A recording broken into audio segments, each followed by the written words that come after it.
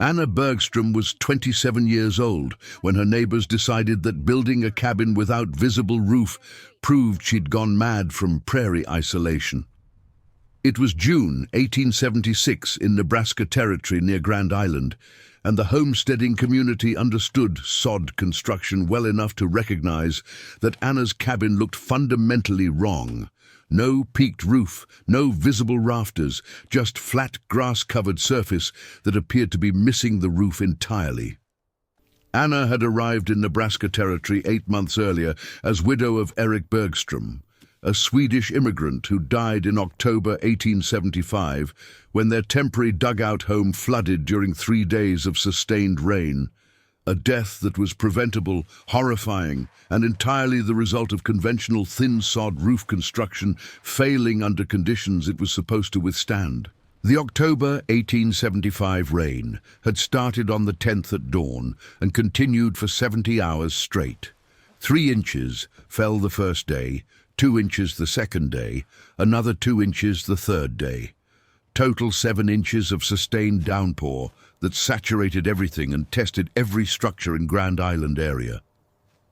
Eric and Anna had been living in temporary dugout while preparing to build proper cabin come spring.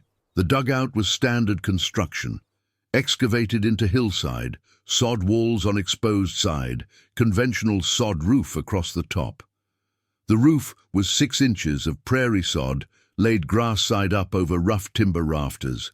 Standard thickness everyone used because it balanced waterproofing against weight. The first day of rain, the roof performed adequately. Water would hit the grass surface, be absorbed by grass roots and sod, no leaking into interior. By evening, the sod was saturated but holding. Second day, continued rain began overwhelming the roof's absorption capacity.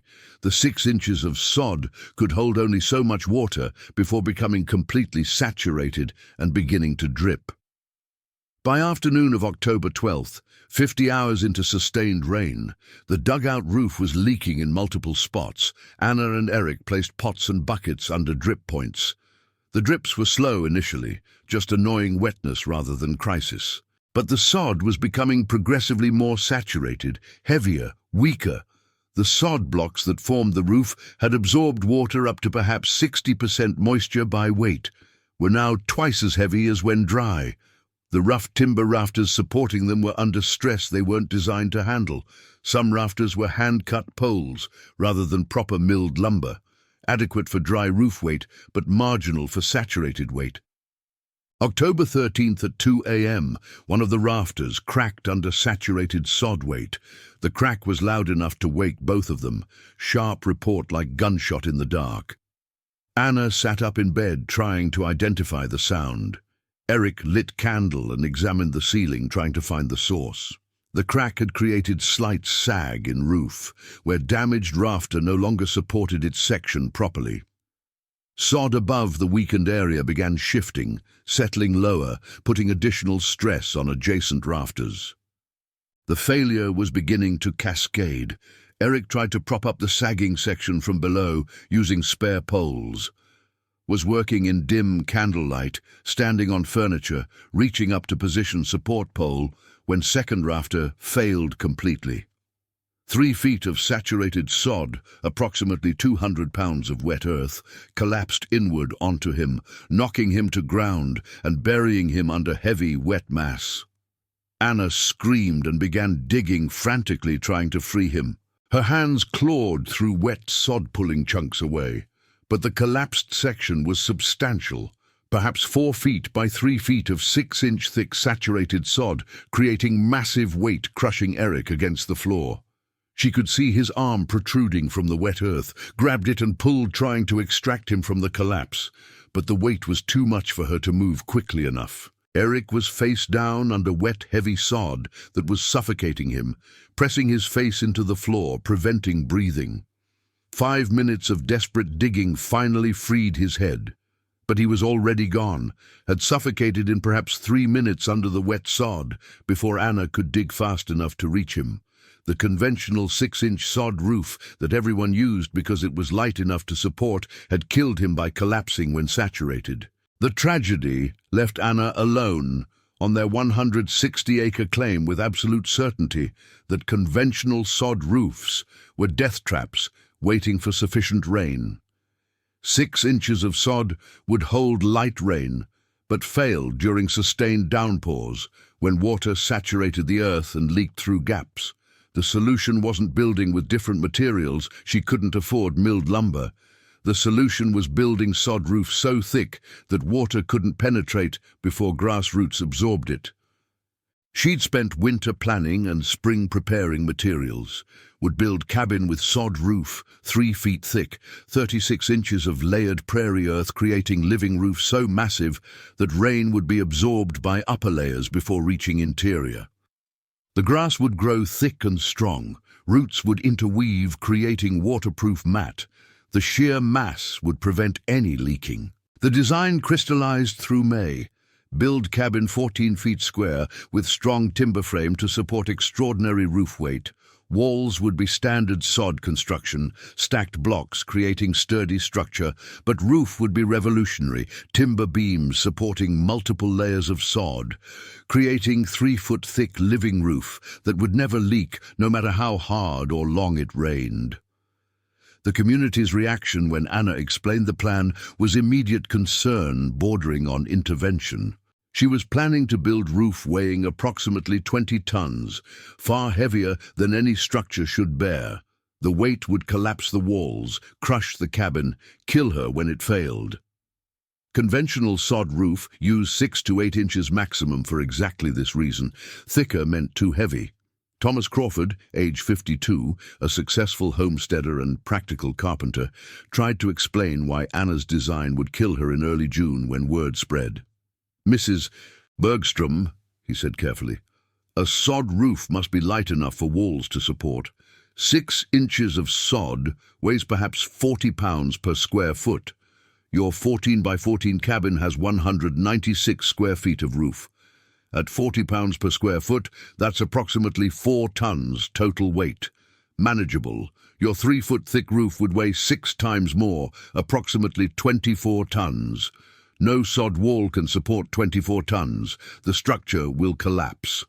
The walls will support it if I build them thick enough and reinforce the corners," Anna countered, "and if I use strong enough timber beams spanning the interior. The weight is distributed across the entire perimeter. 3-foot walls at base, timber posts at corners, heavy beams. The structure will hold. Even if walls hold, which they won't, why build roof so absurdly thick?" asked Mary Crawford, genuinely trying to understand. 6 inches keeps rain out adequately. What does 3 feet accomplish except enormous weight?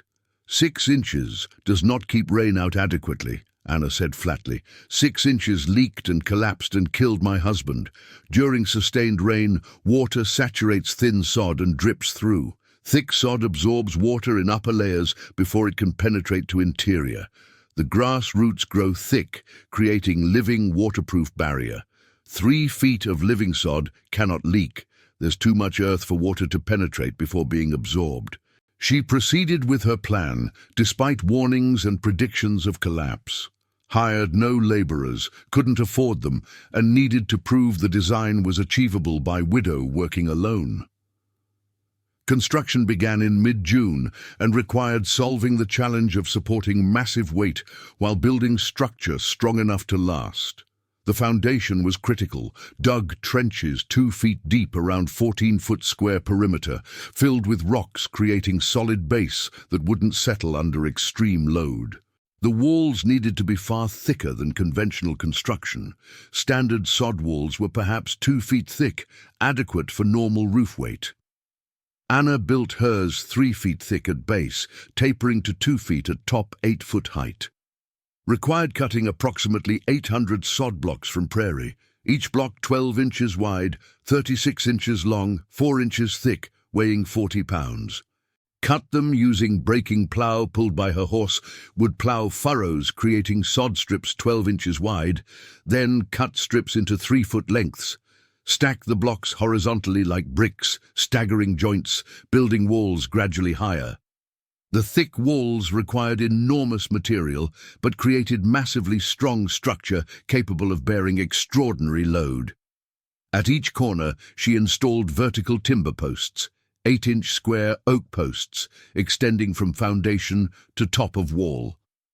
These posts would bear significant portion of roof weight, transferring it directly to foundation rather than relying solely on sod walls.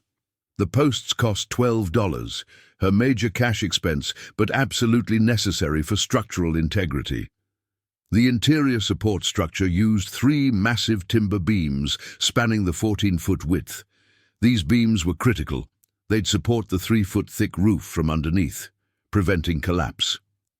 She needed logs approximately 12 inches diameter, 16 feet long to span the width with overlap onto walls.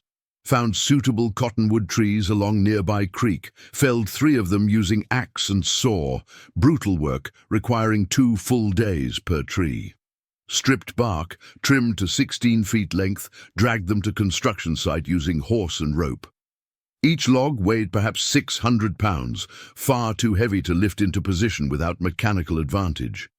Used lever and fulcrum system to raise the beams, would position log parallel to one wall, insert lever under one end, lift gradually using fulcrum, prop up the raised end, reposition fulcrum closer to center, lift next section. Gradually walk the beam upward and inward until it spanned across the cabin resting on opposite walls. Slow, careful work, requiring 3 days per beam, but achievable working alone. By late July, the structure was ready for roofing. Thick sod walls creating sturdy square, corner posts providing vertical support, 3 massive beams spanning interior, creating framework capable of holding extraordinary weight. Now came the critical innovation, building the 3-foot thick layered sod roof that would never leak. The roof construction used layering principle rather than simply piling 3 feet of sod randomly. Started with timber roof deck, split logs laid perpendicular to the support beams creating solid surface. The deck itself was strong enough to walk on, capable of supporting workers during construction. First layer was clay barrier. 6 inches of wet clay spread across the timber deck, smoothed flat, allowed to dry, creating relatively waterproof membrane. This clay would prevent any moisture that somehow penetrated the sod layers from reaching the wood structure. Second layer was 8 inches of sod blocks, laid grass side down, creating first earth barrier. The grass roots from these blocks would grow downward into the clay, anchoring the sod and creating living seal. Third layer was another 4 inches of clay, creating second waterproof barrier. Fourth layer was 12 inches of sod blocks laid grass side up. These blocks would have grass growing upward, creating visible lawn on roof. Fifth layer was soil and seed. 6 inches of loose prairie soil spread across the sod, seeded with native prairie grass. This soil would allow grass to grow thick and strong. Total thickness: 6 inches clay, 8 inches sod, 4 inches clay, 12 inches sod, 6 inches soil, 36 inches total. Weight per square foot, approximately 120 pounds. Total roof weight, approximately 12 tons. Half of Crawford's predicted 24 tons because the layering was strategic rather than solid sod throughout. The construction required moving massive amounts of material onto the roof, and the physical labor revealed why nobody built roofs this thick. Carrying tons of earth up ladder one piece at a time was months of exhausting work that broke most people who attempted it. Anna would begin each day at dawn, cutting sod blocks from prairie using breaking plow pulled by her horse. Would plow furrows creating sod strips 12 inches wide. Then cut strips into 3-foot lengths, creating blocks 12 by 36 by 4 inches. Each block weighed approximately 40 pounds when fresh cut, heavy enough to require careful handling. Stack the cut blocks near the cabin, perhaps 20 blocks per morning session, 800 pounds of sod harvested. Then shift to hauling work, the brutal repetitive labor of carrying each block up ladder to roof. The ladder was simple construction. 2 poles with cross rungs spaced 12 inches apart, leaning against 8-foot wall at 60-degree angle. Climb the ladder carrying 40-pound block, balanced on shoulder or cradled in both arms. 8 feet of climbing with off-center load requiring balance and strength. Reach the top, step carefully onto the roof deck, carry the block to position where it belonged in the layering pattern, set it down precisely. Descend ladder empty-handed, much easier but still requiring care on the rungs. Return to ground, grab next block, repeat. Each complete cycle, grab block, climb ladder, position block, descend, took perhaps 3 minutes if working steadily. 20 blocks per session meant 60 minutes of continuous climbing. Could sustain perhaps 4 sessions daily, accounting for rest periods and other necessary work. 80 blocks per day was maximum sustainable pace working dawn to dusk. The first sod layer needed approximately 150 blocks total, covering the 14 by 14 roof surface with 8-inch thickness, laid grass roots down. At 80 blocks per day, required 2 working days. But blocks needed to be cut fresh. Couldn't stockpile hundreds in advance because they'd dry out and become difficult to work with. So the pattern was: cut 20 blocks, haul 20 blocks up ladder, cut 20 more blocks, haul those up, repeat throughout day. The physical toll was cumulative. Shoulders ached from carrying weight, legs burned from climbing repeatedly, back complained from bending to grab blocks. The clay hauling was even more brutal because clay couldn't be cut in advance, but had to be dug fresh and carried wet. Would walk 1/4 mile to creek bank where good clay deposits were exposed, dig wet clay using shovel, load it into 2 buckets suspended from shoulder yoke, creating balanced load. Each bucket held perhaps 30 pounds of wet clay. Walk 1/4 mile back to cabin carrying 60 pounds balanced, doable but tiring. Arrive at cabin, rest briefly, then carry buckets up ladder one at a time. Couldn't carry both simultaneously while climbing. Climb ladder with 30-pound bucket, step onto roof deck, carry bucket to work area, pour clay out, spread it with wooden paddle creating smooth layer. Descend, grab second bucket, repeat, then descend empty-handed, walk back to creek, dig more clay, repeat entire cycle. The first clay layer needed approximately 4,000 pounds of clay to create 6-inch layer across 196 square feet. At 60 pounds per round trip from creek, that was roughly 67 trips. Each trip, walk to creek, dig clay, walk back, climb ladder twice, took perhaps 45 minutes. Working 8 hours daily could complete perhaps 10 trips. The first clay layer required 7 full working days. Second sod layer of 12 inches thickness, laid grass side up, needed approximately 225 blocks. At 80 blocks per day, sustainable pace required 3 working days of cutting and hauling. Second clay layer of 4 inches needed approximately 2,700 pounds, 45 trips to creek, approximately 5 working days. Final soil and seed layer of 6 inches loose prairie soil needed approximately 8,000 pounds of soil. Couldn't use clay for this, needed proper soil that grass could grow in. Would dig soil from nearby areas where prairie soil was exposed, load into buckets, carry to cabin, carry up ladder, spread across roof surface. At 60 pounds per trip, 8,000 pounds required 133 trips. At 10 trips daily, 13 working days.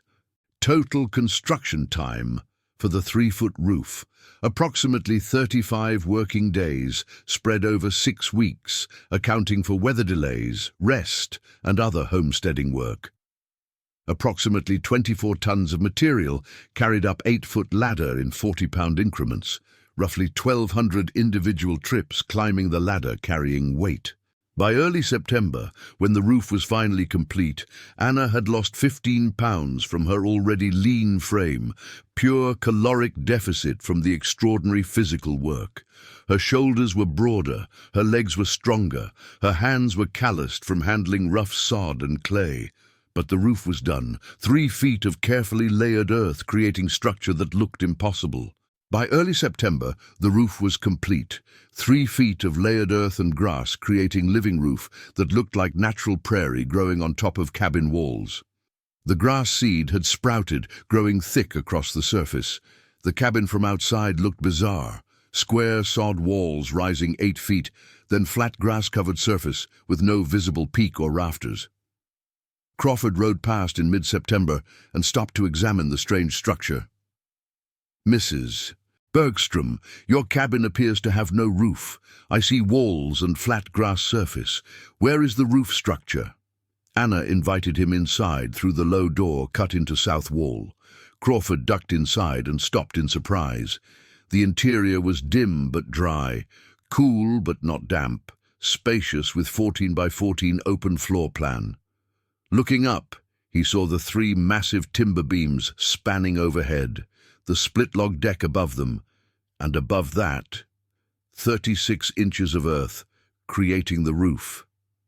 "Your roof is 3 feet of earth above timber deck," Crawford said, processing the engineering. "The weight must be tremendous, yet the structure is holding." 12 tons approximately, Anna said, distributed across 196 square feet of roof. The thick walls carry the perimeter weight. The corner posts transfer load to foundation. The 3 beams support the center span. The structure is holding and will continue holding. "And the waterproofing?" Crawford asked, examining the underside of the timber deck. Found it completely dry despite recent rains. "How does 3 feet of dirt keep water from leaking through?" "Water must penetrate 36 inches of earth to reach interior," Anna explained, "but the upper layers absorb rain before it penetrates deeply. The grass roots create living barrier. The clay layers provide backup waterproofing. Rain falls, grass absorbs it. Clay stops what grass misses. The interior stays dry." Through September and October, as autumn rains fell, the living sod roof demonstrated its capabilities.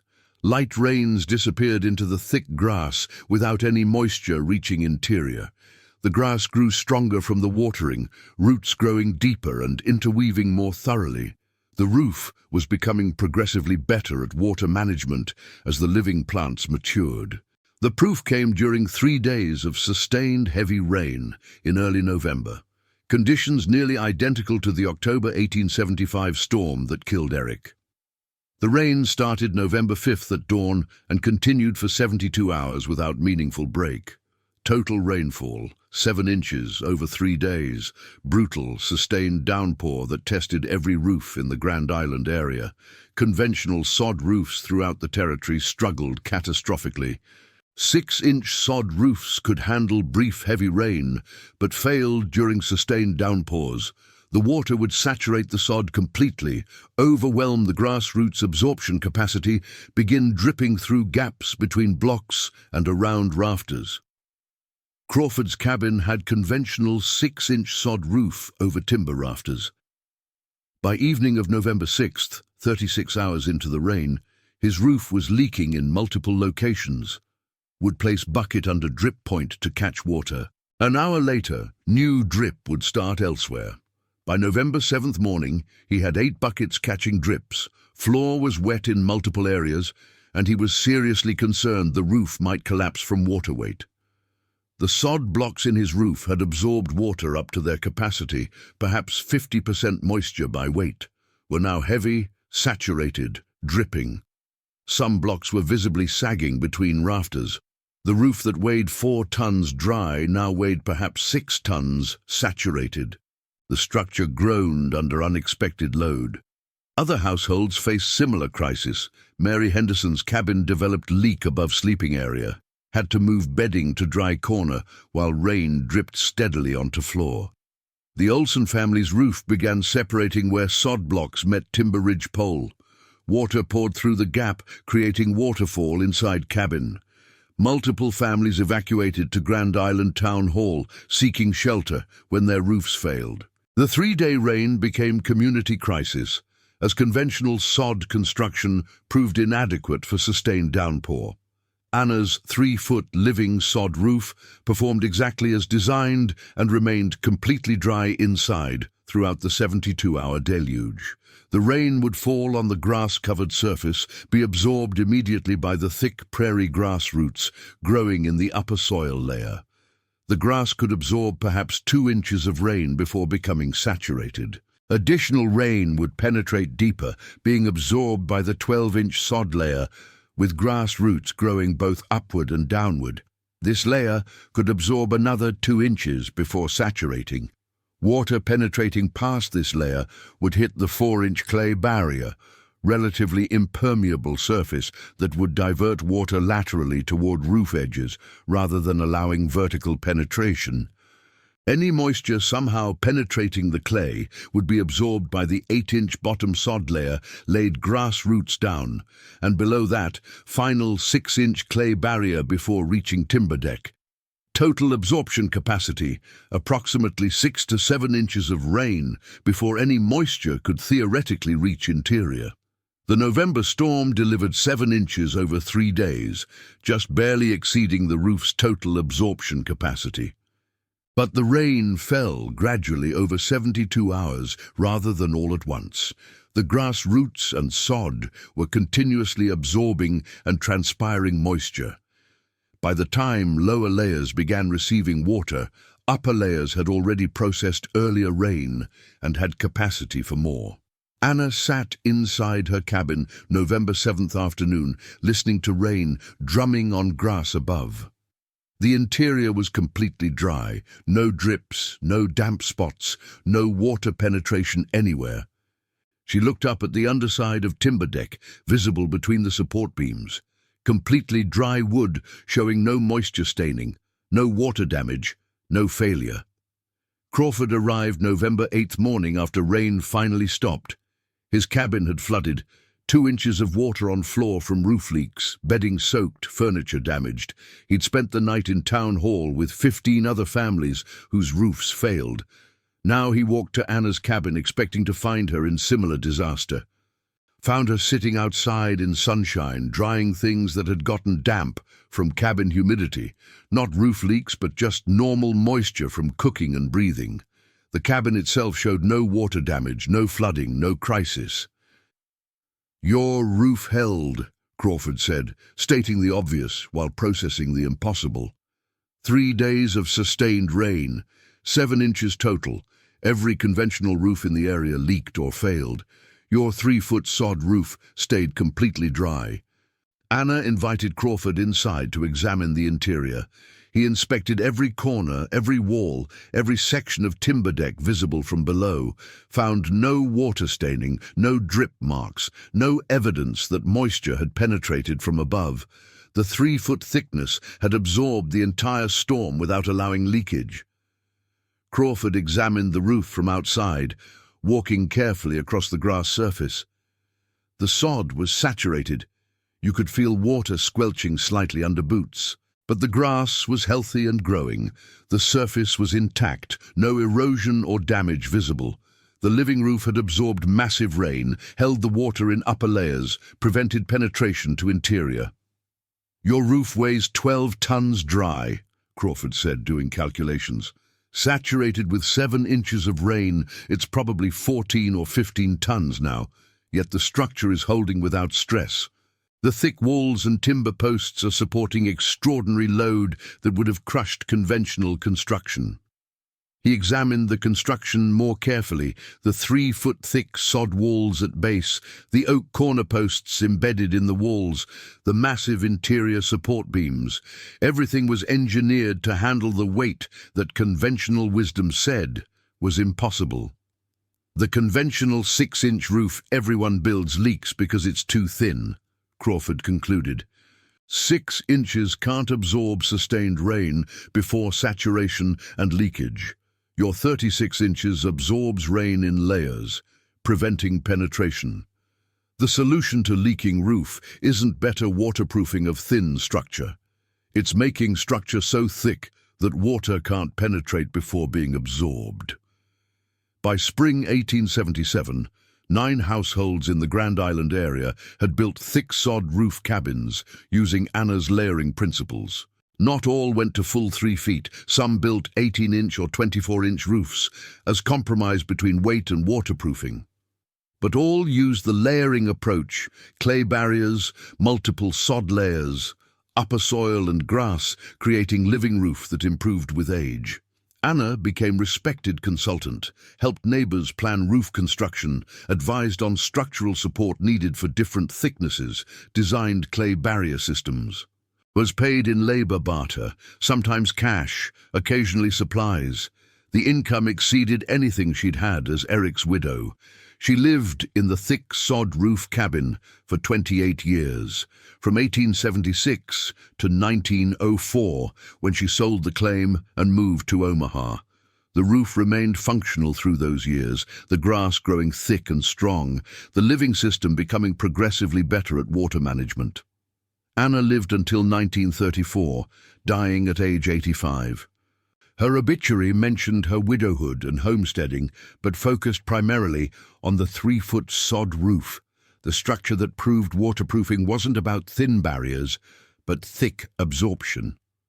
Modern analysis of similar thick sod roofs confirmed the principles: conventional 6-inch sod, absorbing perhaps 1-inch rain before leaking; thick layered sod, absorbing 5 to 7 inches before any penetration, representing superior waterproofing through mass rather than membrane. The story is about a widow who understood that her husband didn't die from sod roof construction being fundamentally flawed.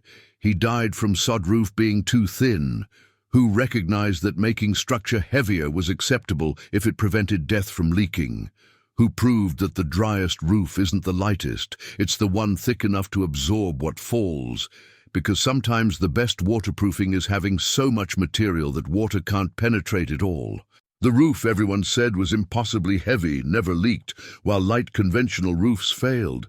And carrying 40-pound sod blocks up ladder alone wasn't madness, it was survival engineering.